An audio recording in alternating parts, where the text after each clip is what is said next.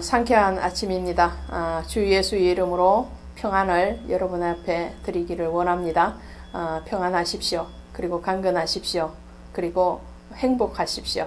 오늘 우리가 하나님의 자녀로 사는 동안에 이것이 우리에게 주신 하나님의 은혜고 또 축복인 것 같습니다. 오늘 열왕기하 14장 가도록 합니다. 14장에 오시면 유다의 왕 아마샤에 대해서 말을 하죠.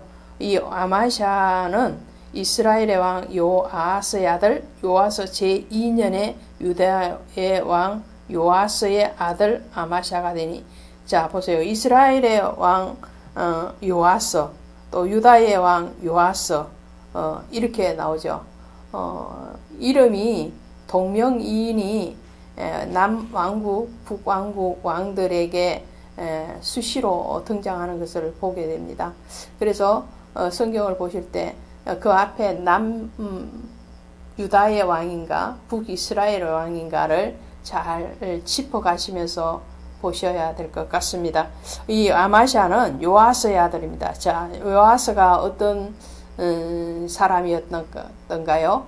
요아스는 아달랴로부터 죽음의 위협에서 신생아와 마찬가지인 한 살 때에 궁궐에서 빠져나와서 예루살렘 성전에서 제사장의 손에 의해서 양육되어지다가 7살 되던 해에 왕이 되었던, 그리고 그 왕의 제위 동안에 많은 개혁을 일으켰던 그런 선한 왕에 속하는 사람이 이 요아스였죠. 물론 말년에 이 요아스의 죽음이 반역자들의 손에 의해서 비참하게 죽음을 당하는 그런 아픔이 있었지만 대체적으로 요아스는 선한 왕에 속합니다. 그 요아스의 아들 아마샤가 아버지를 이어서 왕이 됩니다. 그가 왕이 될 때에 나이가 25세라 29년 동안 다스리는 거죠. 29년 동안 다스리게 되는데, 이 아마샤라는 이름의 원어의 뜻이 여호와께서 강하게 하시다, 이런 뜻을 가지고 있어요. 참 좋은 이름들을 많이 가지고 있죠. 그러면 그 좋은 이름에 대한 값을 해야 된다는 거죠. 그래서 이름값 하고 사는 사람이 되어야 되는데, 우리의 이름값은 뭔가요? 우리의 이름값은 성도죠. 또 그리스도인이죠. 또 하나님의 자녀이죠. 또 예수의 어린 양의 신부죠. 그러면 우리도 이름값 하고 살고 있는 것 맞죠? 맞다고 생각을 합니다. 자, 아마샤가 여호와께서 강하게 하심, 이런 뜻을 가지고 있는데, 그런데 아마샤에 대해서 이렇게 말을 했어요. 14장 3절에 보시니까 아마샤가 여호와 보시기에 정직히 행하였으나 그의 조상 다윗과는 같이 아니하였으며 그의 아버지 요아스가 행한 대로 다 행하였어도 오직 산당을 제거하지 아니하였다, 그렇게 말해요. 아마샤는 그러니까 반반인 거예요. 그러니까 하나님 편에서 서 있을 때도 있었지만 온전하지는 않았다. 그러니까 완전하지는 않았다. 온전히 여호와만을 바라보는 그런 사람은 아니었다. 왜냐? 오직 산당을 제거하지 않았다 그랬죠. 산당에서 제사 드리는 것을 금할 수가 없었던 거예요. 이스라엘의 많은 왕들뿐만 아니라 남유다의 왕들도 이 산당에 대해서 척결 작업을 완전히 행하지 못하는 그 모습들을 우리가 많이 보고 있죠. 그만큼 뿌리 깊이 내린 어떤 토속의 그런 신앙의 모습이죠. 성전이 세워지기 이전에 세워졌던 이 산당에 대해서 성전 시대가 되었음에도 불구하고 허물어 내지 못하는 것. 오늘 우리 안에 어떤 면에서는요, 이 산당이라고 할 수 있는 율법적인 요소들이 있는 거예요. 오늘 우리는 복음의 시대를 살고 있잖아요. 성령의 시대를 살고 있고, 또 예수님이 오셔서 복음으로 우리에게 오셨음에도 불구하고 우리의 많은 신앙의 그런 생활 가운데서 또 우리 마음 속에 있는 믿음의 한 축을 이루고 있는 율법으로 정죄하고 판단하고 그리고 우리가 심판관의 자리에서 마치 하나님과 같이 그 사람에 대해서 혹은 교회에 대해서 평가를 하는 그런 잘못된 그런 모습들을 가지고 있다는 거죠. 그 구습이죠. 구습을 벗어버려라 그랬는데 오늘 우리는 아직도 구습 속에 있을 때가 많더라는 거죠. 마치 우리 안에 산당을 제거하지 않는 것과 같은 그런 모습이 있지 않는가. 이 시간 우리 스스로를 점검할 수 있었으면 좋겠다라는 말씀을 드립니다. 자, 그래서 이 아버지의 원수, 그러니까 요아스죠. 요아스가 그의 신하들에 의해서 피살되었잖아요. 물론 요아스가 그런 죽음을 맞이할 수밖에 없었던 이유, 그것은 제사장 스가랴의 오직 하나님만을 바라보라는 말을 듣지 않았을 뿐만 아니라 스가랴를 죽게 만드는 그런 죄를 요아스가 범했기 때문에 하나님이 그 요아스의 생명을 취한 거예요. 그렇다 할지라도 왕을 대적해서 그 왕의 목숨을 앗아간 것은 정당화할 수는 없기 때문에 아마샤가 자식된 입장에서 당연히 그 부친의 원수에 대해서 갚았겠죠. 거기에 대해서 말을 합니다.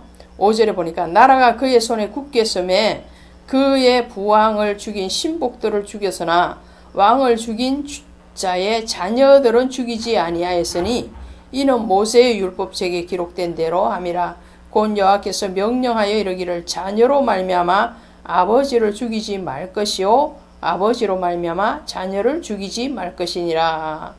이 말씀이 율법으로 기록되어지고 있다는 거죠. 신명기 24장 16절 이하에 가면. 그래서 아버지의 죄로 인하여서 자식을 죽일 수는 없다라는 거예요. 자녀는 그 자녀의 죄로 죽는 것이고 아버지는 아버지의 죄로 죽는 거예요. 그럼 구원은 어떤가요? 구원도 마찬가지죠. 물론 영향력은 받습니다. 부모의 영향력을 받죠. 대표적인 사람이 이세벨이었잖아요. 또 아달랴였고요. 자, 부모의 선한 영향력도 받고 악한 영향력도 받고 자랍니다. 그것이 환경이라는 것이죠.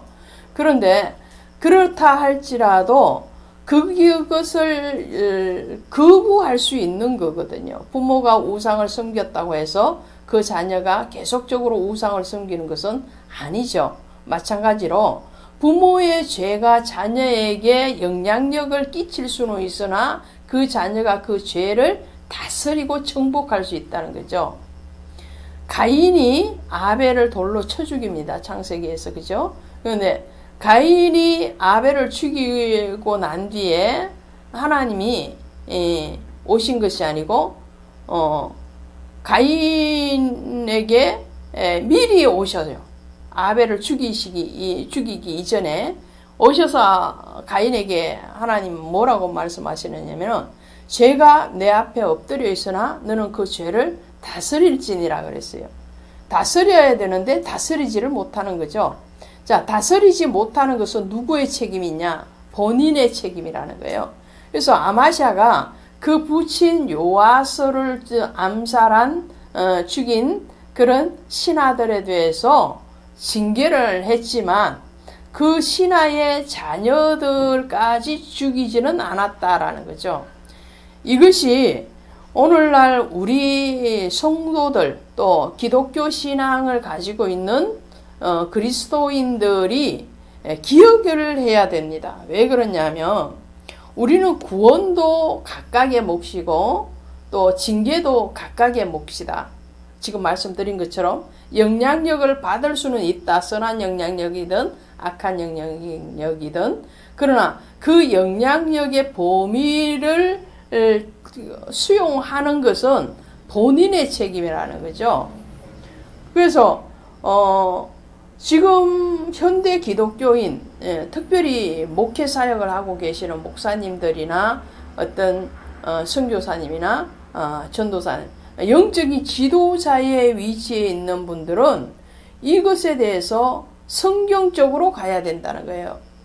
근데 간혹 이런 말을 해요. 가게에 흐르는 저주, 뭐 이런 책도 나와 있잖아요. 거기에 대해서 잘 생각을 해야 된다는 거죠. 가게에 흐르는 저주 있다 하더라도 어떻게 해요? 예수의 보혈로 끊어야죠. 그 가게에 흐르는 저주를 예수의 보혈로 끊었음에도 불구하고 계속적으로 그것을 후손들에게, 현재를 살고 있는 성도들에게 주입을 시켜야 한다는 것은 옳지 않다라는 거죠. 그래서 로마서 14장 12절에 가면 이러므로 우리 각인이 자기 일을 하나님께 짓고 하리라. 각 사람이라 그랬어요. 남의 일이 아니고 자기 일을 하나님 앞에 직접 고해라는 거예요. 어떤 중보자가 우리에게는 사실은 필요 없는 거죠. 왜냐? 예수 그리스도께서 친히 우리의 중보자가 되심으로요. 고린도후서 5장 10절에 가니까 이는 우리가 다 반드시 그리스도의 심판대 앞에 드러나 각각 선악간에 그 몸으로 행한 것을 따라 받으리라 그랬어요. 행한 대로 받는 것은 부모가 행한 대로 자식이 받는 게 아니에요.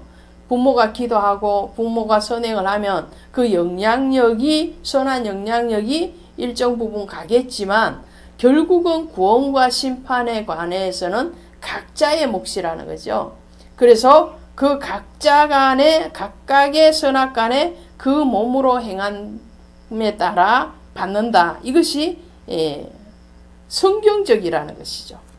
이런 성경적인 토대 하에서 아마시아는 선하고 정직한 일을 행하는 것을 보게 됩니다. 그러나 그 아마시아도 이제 집권 세력이 강대해지고 나니까 교만해져서 전쟁을 일으키게 되고 그 전쟁에서 패하여서 사로잡히고 죽임을 당하는 것을 보게 되죠. 자, 초지일관, 겸손도 초지일관. 우리는 이 역사서인 이 열왕기의 상하를 보면서 왕들이 패망하는 절반의 이유가 뭐냐면 바로 초지일관 되어지지 못한다는 거죠. 하나님을 향해서 뜻을 잘 세웠으면 그 세운 뜻대로 끝까지 겸손하게 신앙으로 가야 되는데 조금 잘 되고 나면 거기에서 넘어지더라는 거죠.